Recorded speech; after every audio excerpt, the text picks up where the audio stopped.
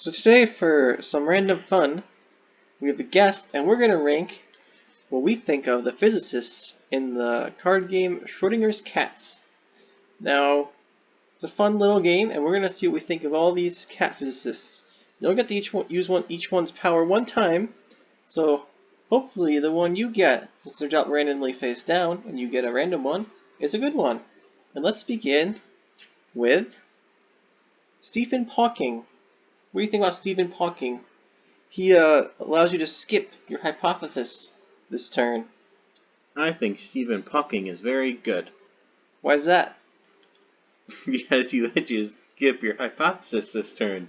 Oh yeah, and then your opponent can't call you out, right? And then you're immune basically for a turn.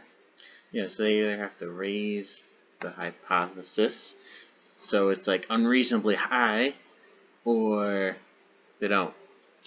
It's true. So you think he belongs in Superb or Possum?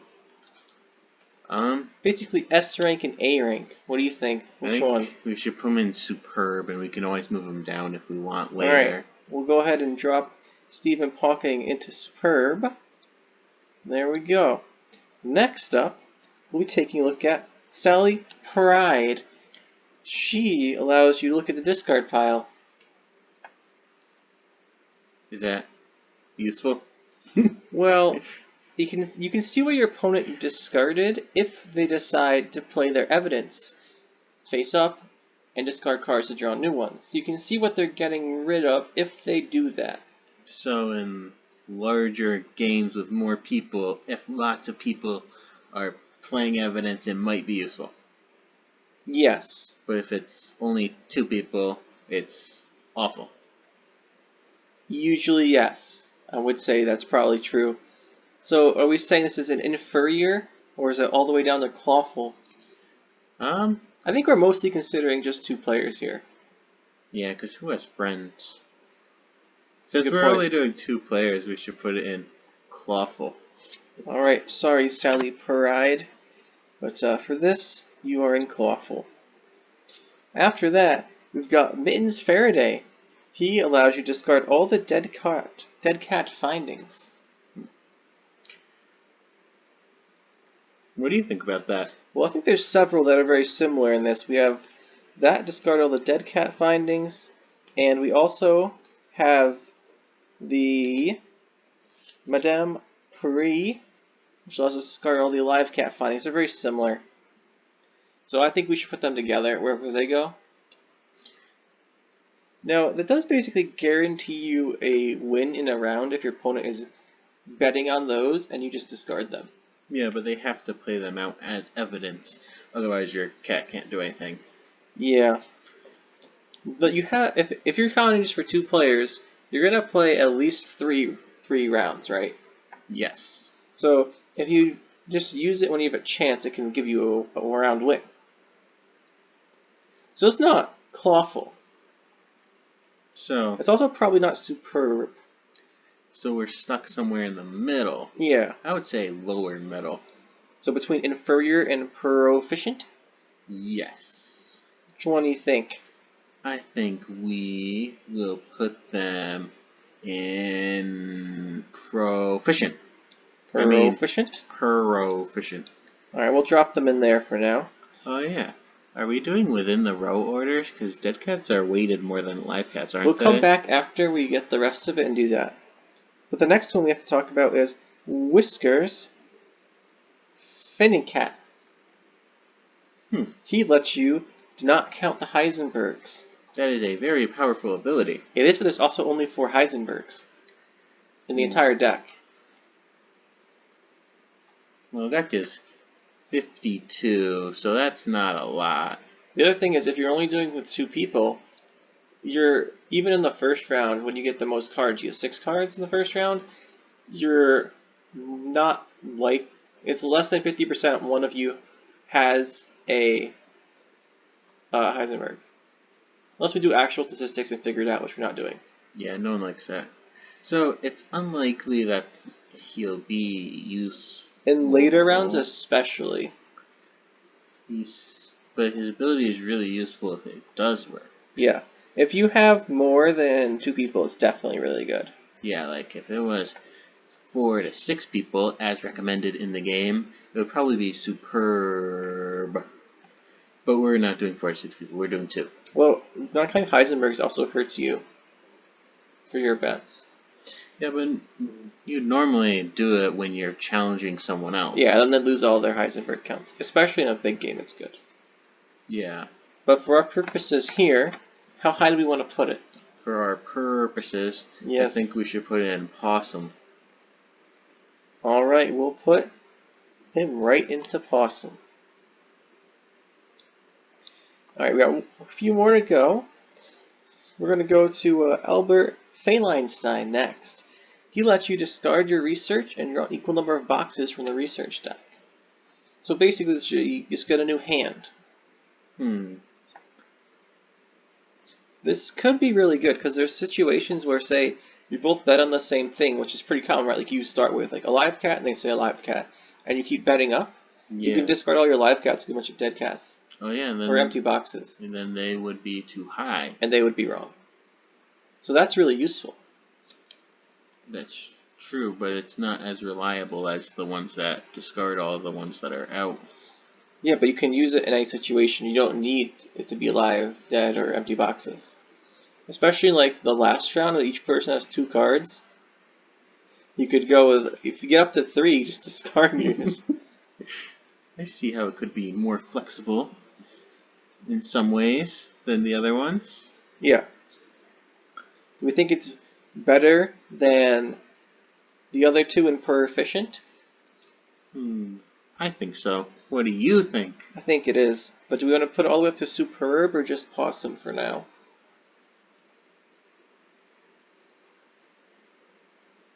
I'll let you decide. I think we'll look at the top ones again later, but I think flexibility is really nice, which is also why Stephen Hawking's up here. Let's put him in possum for now, and we'll maybe move him up in a minute once we see the rest. Speaking of the rest, we've got Neil deGrasse Tyson. Now, he has the ability to copy the ability of another cat physicist. The only problem here is he's completely useless if your opponent hasn't used their cat physicist yet. Yeah, so you can never be proactive with it. Yes, but in a larger game, he's definitely good. But this is mainly just for 2 people right here, this tier list. We can talk about larger games. We're going to talk about it, but we'll rank based on that. Because obviously, in a larger game, again, you can't be proactive. There's way more people to have played their physicist already. Yeah, and it's unlikely the other person has a bad one. And then you have a lot of flexible choices if multiple people have played theirs. So in a larger game, you could just copy a good one, but in a 2-player game, you might not be able to copy anything at all. Yeah, but if you can copy something, it's good. What do you think? Inferior, Clawful? Probably for 2 players, it's one of those. I think inferior. Inferior? We can go with inferior. Alright, next up we are on Cecilia Pounce. She lets you add 2 alive cats to this experiment. And just adding 2 alive cats to the count is, well, I mean, obviously betting on alive cats, it's useful. But the other thing you can do is you can always just swap into alive cats, flip this, and say +2. Right? Yeah. So what do you think? It seems +2 is pretty nice. Useful. I would say proficient, because it's just +2. It's not super good, but it's always usable. It's always usable, yeah. But is it this as good as discarding the alive and the dead cats? Well, or better than that, or is it about the same?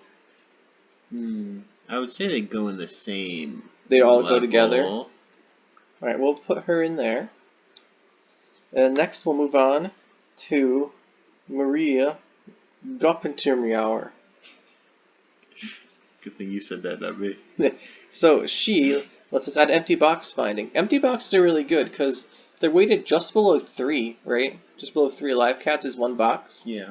So it adds a lot of value. And there's only 8 in the deck. Yeah. Plus the 4 Heisenbergs, which gets counted as boxes a lot of the time when you're playing. Yeah. Because just going up in box count accelerates the bidding a lot. So it's better than adding 2 alive cats, but is it good enough to go up to possum? It depends, right? The other thing is, because you're unlikely to have a Heisenberg, especially in the later rounds, right? So you only have 6 or Yeah. 4 total cards. If you do end up with a Heisenberg or a box, it's unlikely your opponent has a Heisenberg. And if they ever start with a box, you can just up the box count by 1 or 2 if you have a box. If they ever say a box, and then flip it so you can take the win there. But I'm not sure it's as strong as something like getting a new hand, which has a lot of flexibility and value. But there's also, we put in Possum not counting Heisenbergs, there's not that many Heisenbergs. Yeah. I would put him in proficient. Alright, we'll do that. We'll review the list in a minute. And then we have Sir Isaac Newton. Lets you get 2 extra boxes from the research deck. This is just so flexible. And if you're in like the last round, but you usually only get 2 cards, and you have 4 cards, and your opponent has 2, this is incredibly good.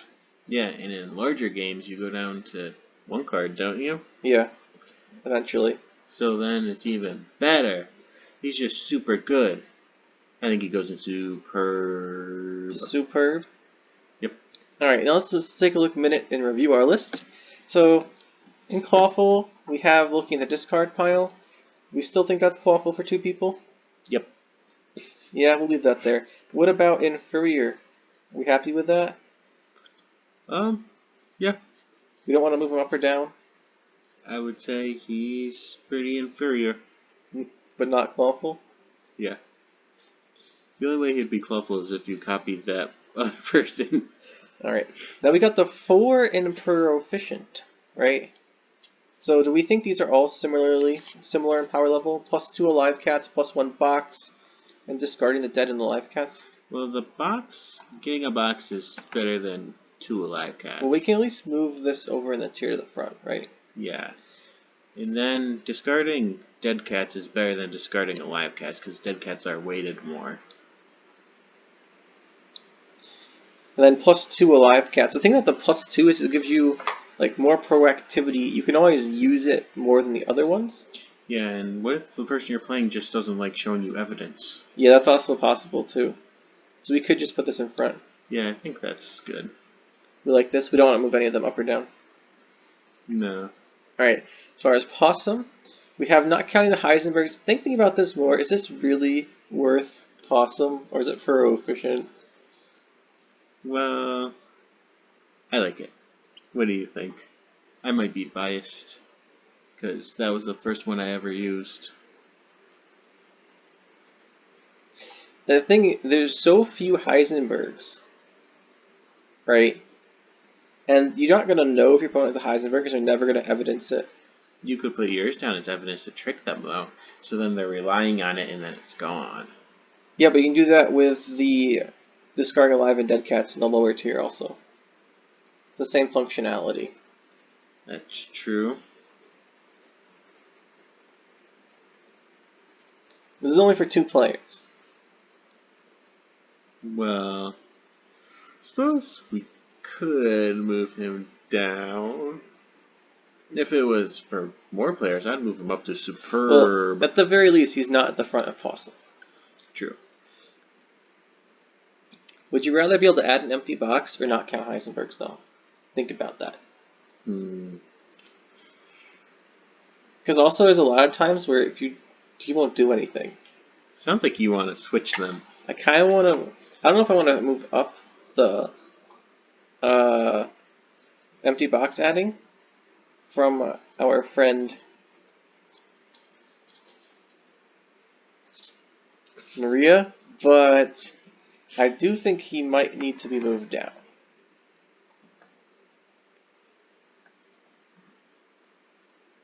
What do you think? I think we can move him down. But we'll put him near the front. But now our tier list is so imbalanced. There's That's like okay. a huge spike in the middle. That's how distributions work. What, a normal distribution? Yeah. Because we still have 2 in superb. That's messing it up. We're not there yet. I think I think the new hand is worthy of the opossum from Albert Feinstein. Yeah. Now, as far as a superb, skipping your hypothesis, it doesn't guarantee you to win, It's but you pretty can set it useful. up so it does. And it's useful all the time. Yeah. I think the other one is better, though. Just getting 2 cards is, like, super good. It's less good in earlier rounds, but you can just save it. And it's so flexible. So we're gonna go like this? Yeah. Alright, well, there's the tier list. Do we want to talk about if we're in larger player games, like 4 or 5? Yeah, let's just move these around real quick for large player games. Okay, so I think this guy goes up here. Easy peasy. And this guy can go up, and this guy can go up. There. That's what I think for larger games. What do you think? I think you might, here's the thing. Neil deGrasse Tyson can never move up than the average value of our scientists, right? Or physicists, right? Yes. I think, though, the discarding gets more value, much more value when there's more people. I suppose that's true. Everything's moving up. Nothing's going down. We can move. The new hand's less good, though. I think actually being able to discard would be better in this case. Because if you're in 2 people and you discard your hand, you're getting rid of half of the cards. Yeah. And there's like 5 people getting rid of 20% of the cards. I guess just adding some number of things for live cats or boxes also wouldn't be as useful, but Yeah.